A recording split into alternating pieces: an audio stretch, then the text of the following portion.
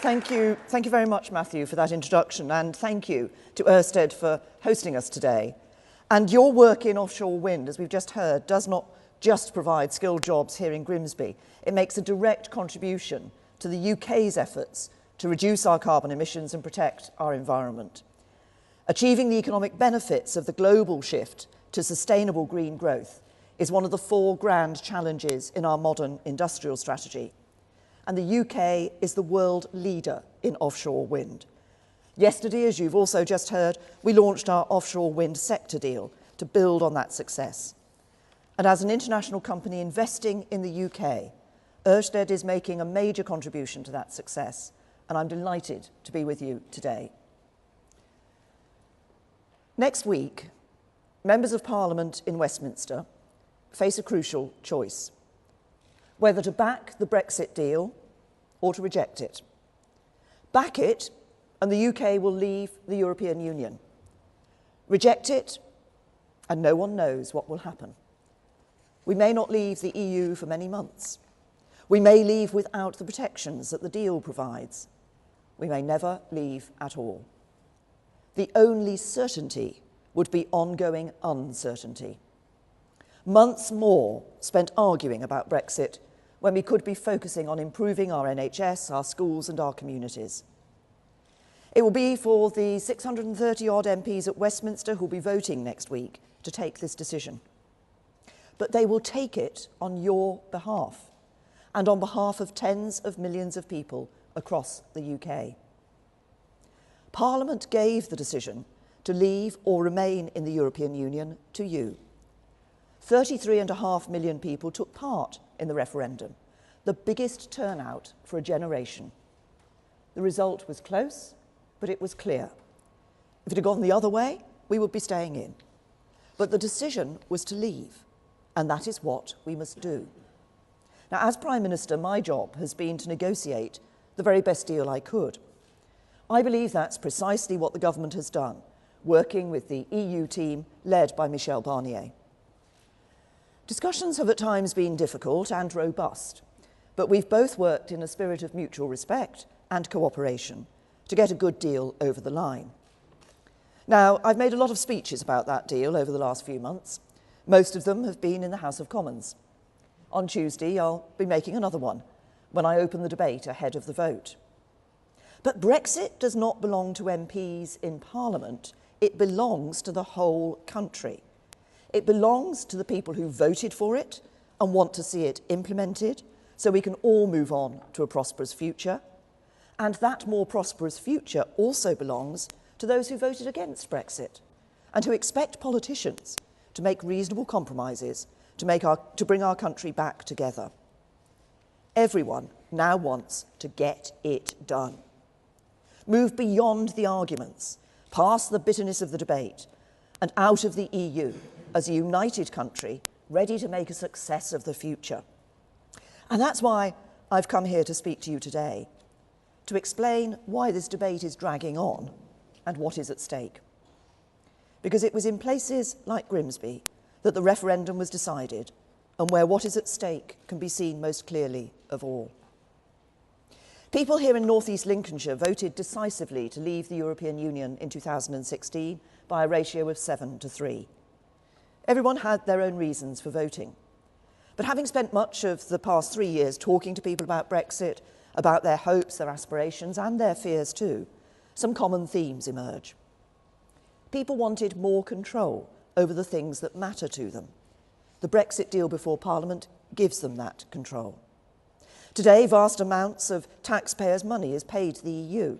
In 2017, we made a net contribution of over £8.9 billion. The deal stops that. Instead, we will spend our money on our own priorities, like our long-term plan for our precious NHS. Today, immigration between the UK and the EU is defined by free movement. People can move from one EU country to another without a job offer. They make a big contribution to our economy, our public services and our society. But it means our government does not have control of how many people move to Britain every year. The deal I've negotiated ends free movement and takes back control of our borders. We can then create an immigration system built around people's skills, not the country they come from. Today, the European Court of Justice has jurisdiction in the United Kingdom. The deal will end that. We will make our own laws, and British judges will determine how they are applied. Today, the terms of our international trade are decided by the EU. We cannot negotiate trade deals with other countries around the world. The EU does that on our behalf. The deal means we will take back control of our trade policy in our own interests.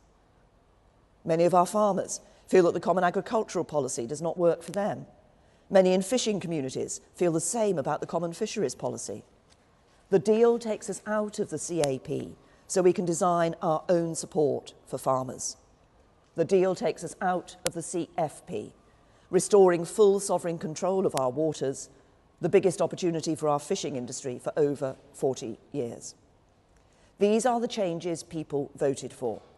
They were my priorities in the negotiations, and they are what the deal delivers. But when people voted in the referendum, it was not just about our relationship with the EU. It was about much more than that. It was also a vote for real change in our own country. And it was a message to those in positions of power that for too many people working hard up and down the country, life was too hard. It expressed a desire for positive change, not just to take back control from Brussels, but to empower communities here in the UK, to create greater opportunity for the next generation. And Grimsby is a place determined to build that better future. Like many towns, it has its share of challenges, but it also has huge potential. And last year, it became the first town in the UK to sign a town deal. And I want to congratulate everyone who worked so hard to land the deal, including both local MPs, Melanie On for Great Grimsby and Martin Vickers for Cleethorpes. The deal represents a collaboration between local and central government, businesses and the wider community. It sets as its goal making the most of Grimsby's assets. The UK's busiest port by tonnage, ready to expand its operation after we leave the EU and strike new trade deals. Its location on the Humber energy estuary, ideally placed to consolidate its position of one of Europe's leading centres for offshore wind, with firms like Ørsted making a major contribution. And its maritime and fishing heritage, central both to Grimsby's identity and its future. The deal is a model for other towns to follow, and it has inspired the new £1.6 billion Stronger Towns Fund that we launched this week. That fund stands alongside the other support we're giving to local areas, over £9 billion of local growth funds, £3.4 billion for the Northern Powerhouse, £1.6 billion for the Midlands Engine, as a key part of our wider modern industrial strategy. The central aim of that strategy is to ensure that good jobs of the future are available in every community. We are lucky as a country to have in London one of the world's greatest cities.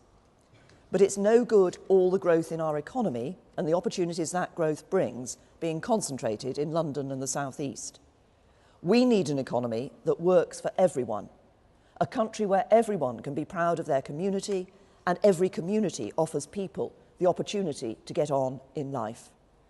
That is the opportunity that awaits our country if we agree the Brexit deal. We can build the stronger communities that must be the real legacy of the vote to leave. So the deal delivers on the priorities of those who voted to leave. It also addresses the concerns of those who voted to remain. By maintaining the close relationship between our police and security agencies, the deal means we can carry on working with our EU allies to keep people safe. By reflecting the interests and serving the needs of Scotland and Wales, Northern Ireland and England, the deal will keep our precious union of 4 proud nations strong and united. And maintaining that strength is crucial. More than ever before, we live in an interconnected world, one in which every country is affected by the decisions of its neighbours and partners across the globe. That will not change after we leave the EU. And neither will the values that guide our actions as a responsible actor on the world stage. We will be a strong voice on the UN Security Council and in NATO, the Commonwealth and the World Trade Organization. We will be a leading military power, meeting our obligations to uphold global security. And we will keep our promises to the world's poorest people, not just because it is the right thing to do, but because it is in our national interest. The deal also safeguards the protections that EU membership currently gives us and which people rightly value. That starts with the rights of all those from the EU who have moved here, contributed to our country and built their lives in the UK. We've also committed to protecting the rights and standards currently set at the EU level, from workers' rights to environmental protections. Brexit will not be a race to the bottom. In fact, in most of these areas, the UK has led the way ahead of the EU. And this week we have said that if the EU expands workers' rights, we will debate those measures in Parliament and decide if we want to follow suit. And our ongoing commitment will start with the 2 directives that will come into force after we've left and which the UK supports. But we will not tie ourselves in automatically to follow EU changes without Parliament having its say. That would mean weakening workers' rights if the EU ever chose to do so, and it would not be taking back control.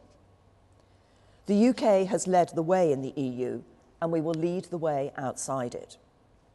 Leaving with the deal means workers' rights will be protected, and if they back the Brexit deal on Tuesday, MPs will give our whole economy a boost. In spite of the unavoidable uncertainty of the Brexit process, our economy continues to do well thanks to its underlying strengths. The employment rate is at a record high, the unemployment rate is at a 40-year low, borrowing this year is at a 17-year low, and debt is falling. Just imagine how much more we could achieve with the certainty of a deal.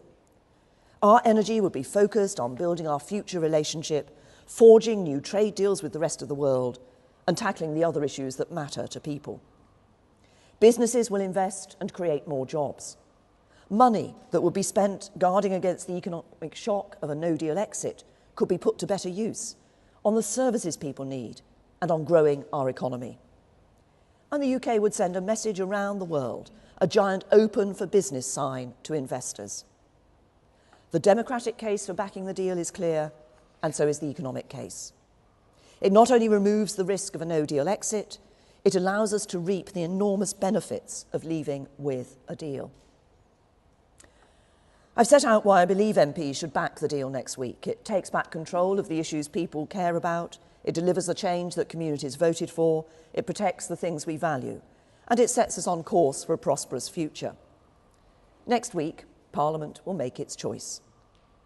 In January, MPs said no to the deal for a variety of reasons. Some wanted to stop Brexit altogether.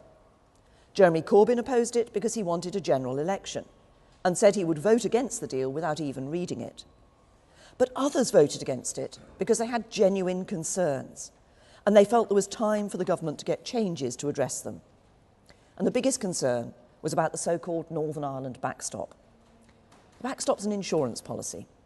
It's there to guarantee that if we run out of time to agree our new relationship with the EU during the next phase of the negotiations, it will not lead to a hard border between Northern Ireland and Ireland.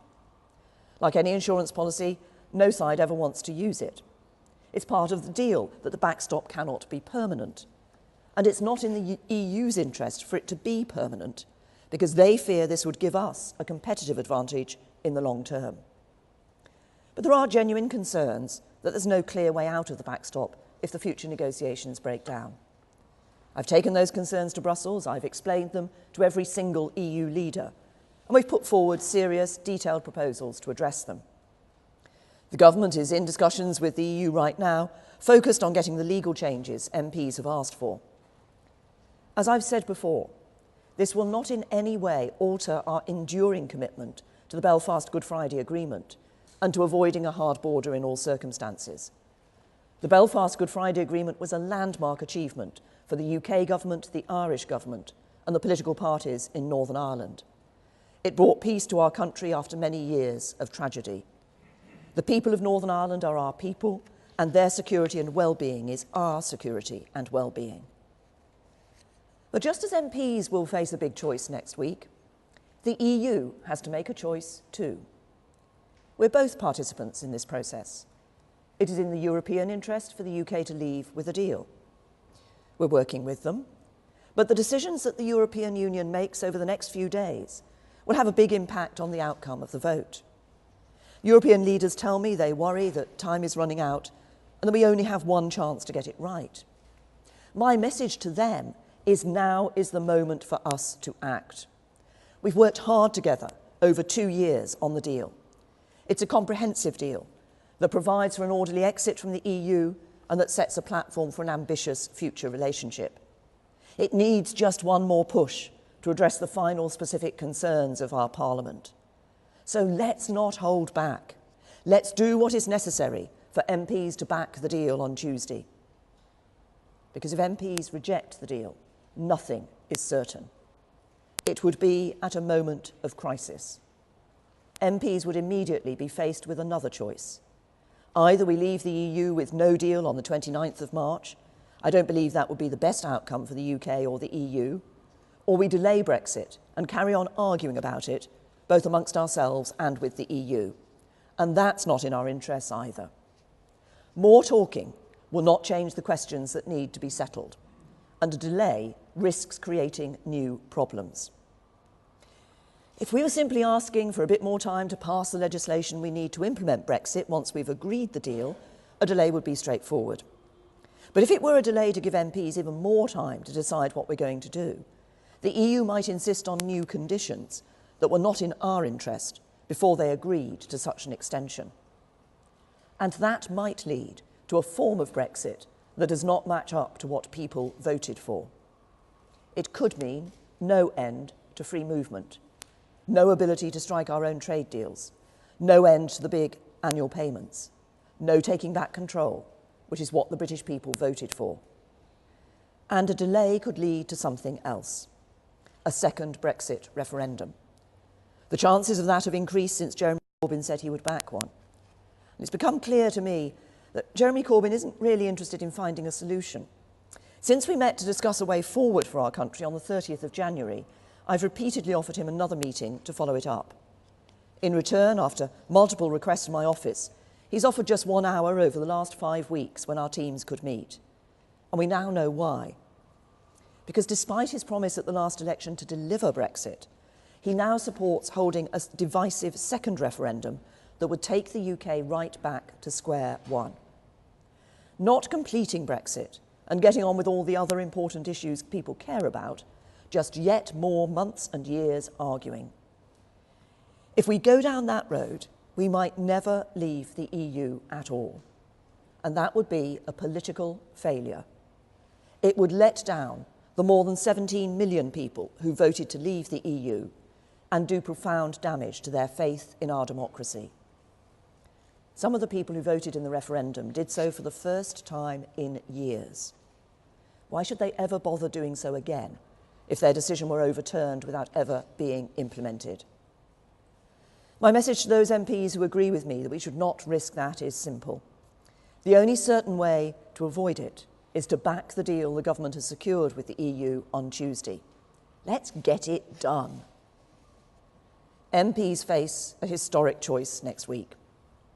I'm ready to take us out of the EU with a deal that is good for the UK, ready to implement the decision of voters here in Grimsby and across the UK, and ready to get on with making a success of a new chapter for our country. But I can only do that if Parliament supports the deal on Tuesday. I need the support of those who, like me, voted Remain, but believe in honouring the result and believe that leaving with a good deal is much better than leaving with no deal. And I need the support of those who voted to leave, but who accept that compromise is necessary if we are to bring our country back together. There may be some on both sides who are not prepared to back a negotiated deal with the EU. Some because they cannot accept leaving the EU at all, others because they cannot accept any compromise on their vision of Brexit. I don't doubt the sincerity of their views, but I profoundly disagree with them. Ironically, both sides would find themselves in the same lobby come the vote next week, each voting the same way, but each hoping for the opposite result. I hope that they will be in the minority. The British people have already moved on. They're ready for this to be settled. By coming together as a parliament, we can bring our country together. boost our economy, safeguard our security, protect a union, and take a decisive step toward the bright future that the British people voted for and which you and our whole country deserve. So let's get it done. Thank you.